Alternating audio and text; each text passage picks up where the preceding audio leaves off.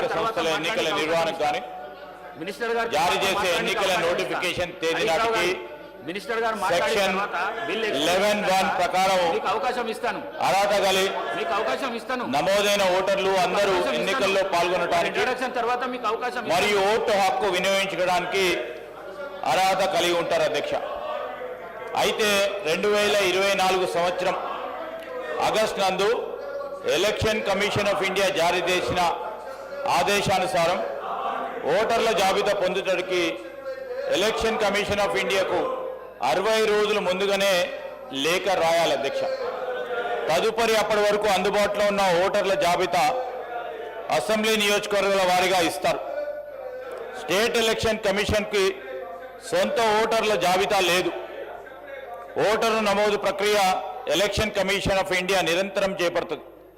కావున 60 రోజులు ముందుగానే లేఖ రాసిన తదుపరి ఎలక్షన్ కమిషన్ ఆఫ్ ఇండియా జారీ చేసిన ఓటర్ల జాబితా అసెంబ్లీ నియోజకవర్గం వారీగా వాటిని ఆధారంగా చేసుకొని రాష్ట్ర ఎన్నికల సంఘం ఎన్నికల నిమిత్తం నోటిఫికేషన్ జారీ చేస్తుంది అధ్యక్ష. దీనివల్ల న్యాయపరమైన చిక్కులు ఎదుర్కోవడం జరిగి ప్రస్తుతం TPR act 2018 section 11 of sub section 1ను సవరించడానికి చట్ట సవరణ అవసరమైంది అధ్యక్ష.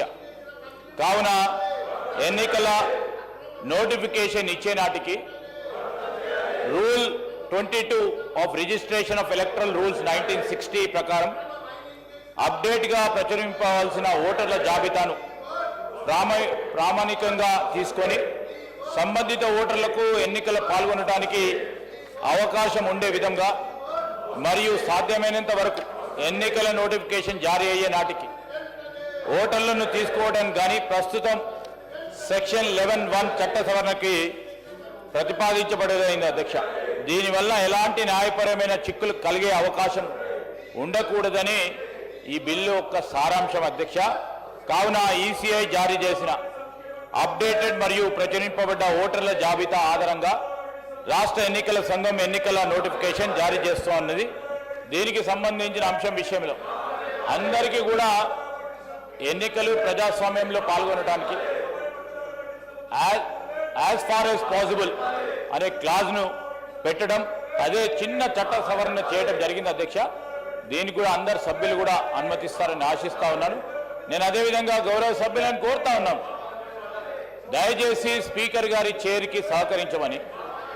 స్పీకర్ గారు మరి మీ చైర్లో కూర్చున్న ప్యానెల్ స్పీకర్కి సంబంధించి వారు కూడా స్పష్టంగా ప్రతిపక్షానికి సంబంధించిన టీఆర్ఎస్ సభ్యులకు తెలియజేయడం జరిగింది అధ్యక్ష. ఈరోజు నేను గౌరవ సభ్యులకు టీఆర్ఎస్కి సంబంధించిన సభ్యులను కోరుతా ఉన్నాం, మీరు అడగగానే వెంటనే మా గౌరవ మరి మైనింగ్ మినిస్టర్ గారు డాక్టర్ వివేక్ గారు మొదటగానే విచారణ జరిపిస్తాం పూర్తి స్థాయిలో అని స్పష్టంగా చెప్పారు. అయినా కానీ ప్రజాస్వామికంగా ఉండాలి, మీరు ఇంకా డిమాండ్ చేస్తా ఉన్న తరుణంలో ఈరోజు మేమే అధ్యక్ష ప్రభుత్వంలో ఉండి ఎవరు తప్పు చేసినా ఊరుకునేది లేదని నోటీసులు కూడా ఇచ్చింది మా ప్రభుత్వం, వారి ప్రభుత్వం కాదు. ముఖ్యమంత్రి రేవంత్ రెడ్డి గారు నిన్న స్వయానా లేచి మొత్తం సిబిసిఐడి ఎంక్వైరీ చేశారు అధ్యక్ష. మొత్తం సిబిసిఐడి ఎంక్వైరీ అయినాక హౌస్ కమిటీకి ఏమన్నా ఆలోచన ఉంటుంది అధ్యక్ష? హౌస్ కమిటీ రికమెండేషన్ ప్రకారం ఈరోజు దానికి సంబంధించిన టర్మ్స్ హరీష్ రావు గారు విషయంలో ఒక స్పష్టత నేను హరీష్ గారిని కోరుతా ఉన్నా. ఈరోజు ముఖ్యమంత్రి గారు సిబిసిఐడి విచారణకు ఆదేశించడం జరిగింది. రాష్ట్రానికి సంబంధించి రాష్ట్ర ప్రభుత్వానికి సంబంధించి this is the highest level of enquiry. వారందరికీ కూడా తెలుసు, పెద్దలు సబితా ఇంద్రారెడ్డి గారు ఉన్నారు, హోంమంత్రిగా బాధ్యతలు నిర్వహించారు. CBCID enquiry is the highest form of enquiry which can be ordered by the state government అధ్యక్ష. దానికంటే పెద్దది ఉండదు. 2014 నుంచి ఇప్పటి వరకు కూడా జరిగిన తప్పులు కానీ మరి మీరు అనుకుంటున్న అనేక అంశాలు మీరు నేరుగా సిబిసిఐడికి సంబంధించిన విచారణ అధికారి ముందట పోయి మీరే కాదు సంబంధిత ఆధారాలతో ఉన్న మరి ఏ ప్రచురణకైనా వారు తీసుకొని దానిపైన విచారణ జరిపిస్తారు అధ్యక్ష. కేవలం ఈరోజు సభను అడ్డుకోవాలని సభాపరంగా పూర్తి స్థాయిలో అడ్డుకునే కార్యక్రమం చేయాలని రాష్ట్ర ప్రజలకు సంబంధించిన బడ్జెట్ సంబంధించిన అంశం మేము వారిని అపీల్ చేస్తా ఉన్నాం. As a legislative minister and appealing to my colleagues here అధ్యక్ష. ప్రత్యేకంగా బీఆర్ఎస్ పార్టీకి సంబంధించిన శాసనసభ్యులను డిప్యూటీ ఫ్లోర్ లీడర్గా ఇద్దరు కూడా పెద్దలు ఉన్నారు. ఇక్కడ గొప్ప అనుభవం ఉంది. ఈరోజు సిబిసిఐడి కంటే ఇంకా పెద్ద విచారణ నలుగురు ఉన్నారు. ముగ్గురు సబితా ఇంద్రారెడ్డి గారు ఉన్నారు. మరి వారు కూడా ఆలోచన చేసి ప్రజలకు సంబంధించిన అధ్యక్షం డిమాండ్స్ వారు ఏదైనా ఉంటే డిమాండ్స్లో ఆ డిమాండ్స్ ప్రకారం ఆ సబ్జెక్ట్స్ ప్రకారం చేయాల్సిన ధర్మం ఉంటుంది అధ్యక్ష. వారి హక్కు వారు ఏది చెప్పినా మేము సమాధానం ఇవ్వడానికి పూర్తి స్థాయిలో మరి అన్ని ప్రశ్నలకు సమాధానం చెప్తాం అధ్యక్ష. డిమాండ్స్ పక్షాన అందరూ గౌరవ మంత్రులు ఉన్నారు. చాలామంది శాసనసభ్యులు ఈ డిమాండ్స్ పక్షాన పాల్గొనాలని ఎదురు చూస్తూ ఉన్నారు. దయచేసి అర్థం చేసుకొని ఈరోజు సిబిసిఐడి ఎంక్వైరీ చేసిన తర్వాత కూడా ఇదే విధమైన డిమాండ్ పెట్టడం సరికాదు. ఈరోజు చైర్కు సహకరించాలని సభ సజావుగా జరగడానికి సహకరించాలని మా పక్షాన వారిని కోరుతా ఉన్నాం అధ్యక్ష.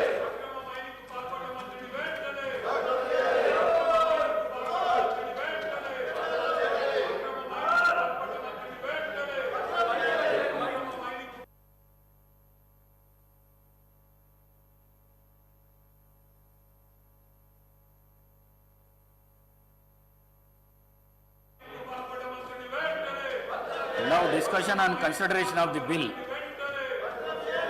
బీజేపీ తరఫున ఎవరైనా మాట్లాడతారా?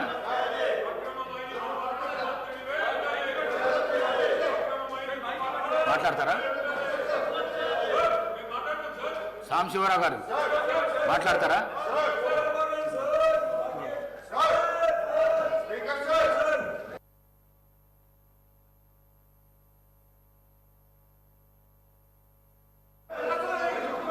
Discussion is over. I request the Minister for Legislative Affairs to reply to the discussion. Discussion over. Adhyaksha, I beg to move the bill be passed.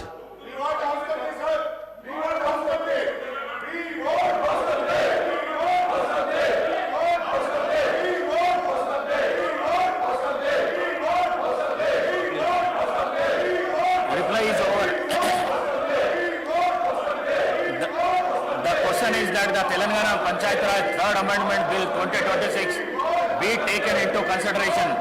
Those who are for the motion, please say ayes. Those who are against, please say no. Ayes have it. Ayes have it. The motion is carried. The bill is considered. I shall now put the clauses to vote. There are no amendments to Class 2, Class 1 enacting formula and long title. They are before the House. The question is that those who are for the Class 2, Class 1 enacting formula and long title, please say ayes. Those who are against, please say no. Ayes have it. Ayes have it.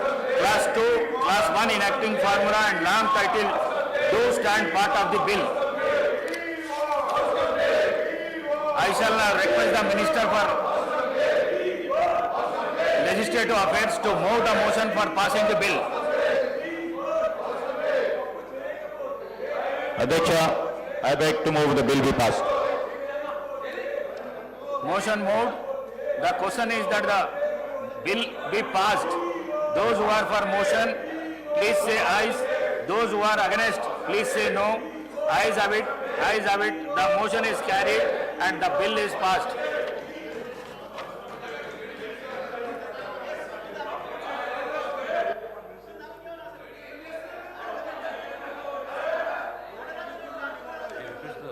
I request the Minister for Legislative Affairs for SC/ST welfare to move the motion to taking into consideration of the Telangana Employees Accountability and Monitoring of Parental Support Bill 2026. Minister Garu. Honorable Speaker, sir, I beg to move for taking into consideration of Telangana Employees Accountability and Monitoring of Parental Support Bill 2026. Motion moved. I request the minister to explain the silent features of the bill. అధ్యక్ష, భారత రాజ్యాంగంలోని 22వ article పరంగా హుందాగా జీవించే హక్కుతో సహా వివిధ అంశాలతో కూడిన ప్రాణ రక్షణ హక్కులను వివరిస్తుంది. ఉమ్మడి కుటుంబ వ్యవస్థల నుండి కేవలం భార్య భర్త అవివాహిత పిల్లలతో కూడిన చిన్న కుటుంబంగా న్యూక్లియర్ ఫ్యామిలీస్ గా మార్పులు రావడం, తద్వారా వయోధికులైన తల్లిదండ్రులను పట్టించుకోకపోవడం, వారికి అండదండలు లేకపోవడం వంటి సంఘటనలు పెరిగిపోతా ఉన్నాయి అధ్యక్ష. అందువల్ల సంస్థాగతమైన మరియు న్యాయపరమైన జోక్యాలు అవసరం ఏర్పడతా ఉంది. ఆధునిక సామాజిక ఆర్థిక పరమైన సందర్భంలో సాంప్రదాయకమైన కుటుంబ విలువలను పటిష్టం చేస్తూ సమాజంలో అమలు పరచదలికిన నైతిక బాధ్యతను పెంపొందించాల్సిన అవసరం ఎంతైనా ఉంది అధ్యక్ష. ఉద్యోగి యొక్క ఆధారపడిన తల్లిదండ్రులు భారతీయ కుటుంబ వ్యవస్థలో విడలేని భాగంగా ఉన్నందువలన తల్లిదండ్రుల పట్ల నిర్లక్ష్యం వహిస్తున్న ఉద్యోగుల్లో నిర్ణీతమైన ప్రమాణాలను నెలకొల్పడం ద్వారా అమలు పరిచేదగ నైతిక విలువలను పెంపొందించడానికి ఉపయోగకరంగా ఉంటుందని భావించడమైనది. మరియు సమాజంలో ప్రతి ఉద్యోగి ఆదర్శవంతంగా ఉండేటట్టు చూడాల్సిన అవసరం ఉంది. తమను తామును పోషించుకోలేని వయోవృద్ధులైన తల్లిదండ్రుల సంక్షేమం, ఆర్థిక భద్రతతో హుందాగా జీవించేటట్టు చూడడానికి ఉద్యోగుల జీతం నుండి కేటాయింపు చేస్తా ఉన్న మొత్తం ద్వారా ఆధారపడిన తల్లిదండ్రులకే ఉద్యోగులైన పిల్లల నుండి ఆర్థిక మద్దతు ఉండేటట్లు చూడటానికి గాను నిర్మాణాత్మకమైన చట్టాలను రూపొందించాల్సిన అవసరం ఉంది.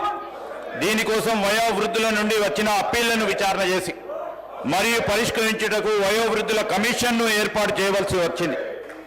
వయోవృద్ధులైన జనాభా కొరకు ఉద్దేశించిన ప్రయోజనం పొందే విధంగా వారికి అందేటట్లు చూడటానికి మొట్టమొదటిసారి రాష్ట్ర స్థాయిలో ఒక పర్యవేక్షణ యంత్రాంగం ఉండాల్సిన అవసరం ఉందని ఆలోచన చేసి గౌరవ ముఖ్యమంత్రి రేవంత్ రెడ్డి గారు మరి ఈ ప్రక్రియను చేపట్టడం జరిగింది అధ్యక్ష.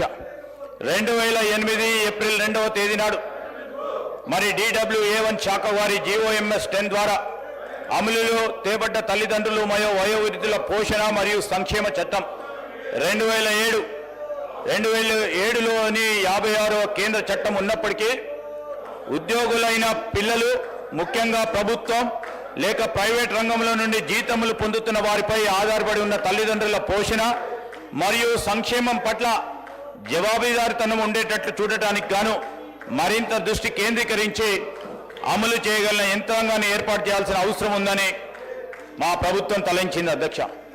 అందువలన ఉద్యోగం చేస్తా ఉన్న పిల్లలు తమ తల్లిదండ్రుల పట్ల గౌరవం, సంరక్షణ మరియు సేవలను అందించడంలో మౌలికమైన తల్లిదండ్రుల పట్ల బాధ్యతను కలిగి ఉండటానికి మరియు దాన్ని నెరవేర్చడానికి ప్రభుత్వం కొత్త చట్టాన్ని తెచ్చడానికి నిర్ణయించడం అధ్యక్ష ఈ బిల్లులోని ప్రధాన అంశాలు అధ్యక్ష. ఈ బిల్లులు ఈరోజు రాష్ట్ర వ్యాప్తంగా ఉన్న వయోవృద్ధులకు సంబంధించి వారి సంరక్షణ, వారి భద్రత, వారికి సంబంధించిన సంక్షేమానికి సంబంధించి మన రాష్ట్రం మొట్టమొదటి రాష్ట్రం అధ్యక్ష. ఇలాంటి ఒక ప్రొడక్టివ్ బిల్, ప్రయోజనకరమైన బిల్లును ఈరోజు బిల్లులో మీ ద్వారా మీ సమక్షంలో మా కాంగ్రెస్ పార్టీ ప్రభుత్వంలో మొట్టమొదటిసారి వయోవృద్ధులకు సంబంధించి, తల్లిదండ్రులకు సంబంధించి ఒక చట్టపరంగా వారికి భద్రత కలిగించి వారి సంక్షేమాన్ని ఆలోచన చేస్తా ఉన్న ఈ కార్యక్రమాన్ని దృష్టిలో పెట్టుకొని అయినా దీనికి సంబంధించి చర్చలో పాల్గొనాల్సిందిగా నేను టీఆర్ఎస్ సభ్యులని కోరుతా ఉన్నాను. ఎందుకంటే ఈరోజు అందరి తల్లిదండ్రులకు సంబంధించి మొత్తం రాష్ట్ర వ్యాప్తంగా తల్లిదండ్రులకు సంబంధించిన అంశం అధ్యక్ష. వారు కూడా ఎప్పుడో మరి వయోవృద్ధులు అవుతారు. అదేవిధంగా అందరూ కూడా వయోవృద్ధులు ఈరోజు నేచర్ చెప్తా ఉన్న అంశం. దాని విషయంలో అందరూ కూడా వారికి ఏదైనా ఆలోచన ఉంటే ఈనాటి ఒక ప్రత్యేకమైన బిల్లును ప్రవేశపెడతా ఉన్న సందర్భంలో వారికి ఇంకేదైనా సృజనాత్మకమైన ఆలోచనలుంటే ఇవ్వటానికి